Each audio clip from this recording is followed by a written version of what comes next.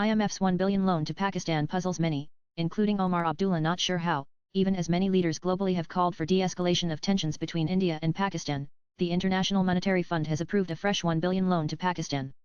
Not sure how the international community thinks, said an appalled Jammu and Kashmir Chief Minister Omar Abdullah as he slammed the IMF. I'm not sure how the international community thinks the current tension in the subcontinent will be de-escalated when the IMF essentially reimburses Pakistan for all the ordnance it is using to devastate Punk, Rajouri, Uri, Tangdar, so many other places, Abdullah posted on X on Saturday. I'm not sure how the international community thinks the current tension in the subcontinent will be de-escalated when the IMF essentially reimburses Pakistan for all the ordnance it is using to devastate Punk, Rajouri, Uri, Tangdar, so many other places.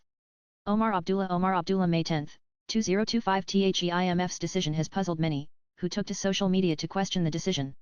A complex issue, foreign aid unintentionally fueling conflict, wrote ex-user F1RAT007.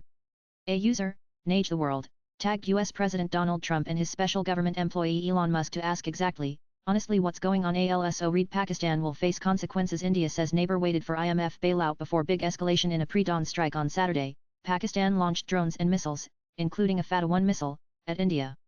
This operation was referred to as Operation Bunyan-ul-Marsis by Pakistani media. The neighboring country has been launching swarms of drones and missiles over Jammu and Kashmir, Rajasthan, and Punjab for the past 2 days, while resorting to heavy shelling at the LOC.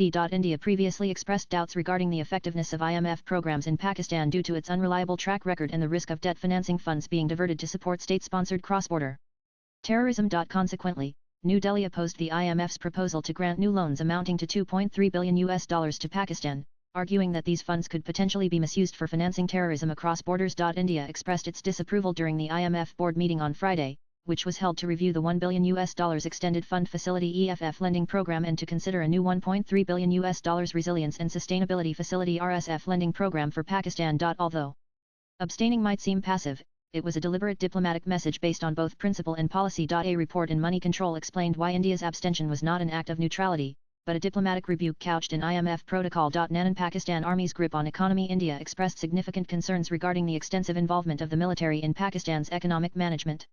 The Pakistani Army's control over substantial areas of the economy through military-operated conglomerates and its considerable influence on fiscal policies was criticized by India. They contended that such dominance hampers transparency, civilian oversight, and the efficacy of reforms driven by the IMF. Terrorism and global norms. India strongly opposed the funding of a state that continues to harbor and support terrorist groups responsible for cross-border attacks. India argued that providing financial aid to such a state violates international norms and could harm the IMF's reputation as a neutral institution. Diplomatic signaling amid conflict. India's decision comes during heightened India-Pakistan tensions following recent terror incidents. By abstaining, New Delhi sent a strong message without hindering the IMF process, an approach that avoids direct conflict while clearly expressing its disapproval. Swipe left for next video. India's position vs IMF consensus. Although India chose to abstain, the loan was approved, indicating a strong international consensus likely driven by concerns over regional instability if Pakistan defaults. Nevertheless, India used its vote to express dissatisfaction and highlight the global risks associated with supporting a structurally flawed and militarized economy. India's abstention at the IMF wasn't about blocking aid, it was a critique of global financial institutions. It reflects a deeper frustration with how multilateral bodies continue to support countries that not only resist reform but also destabilize their neighbors through state-sponsored terrorism. Latest blogs.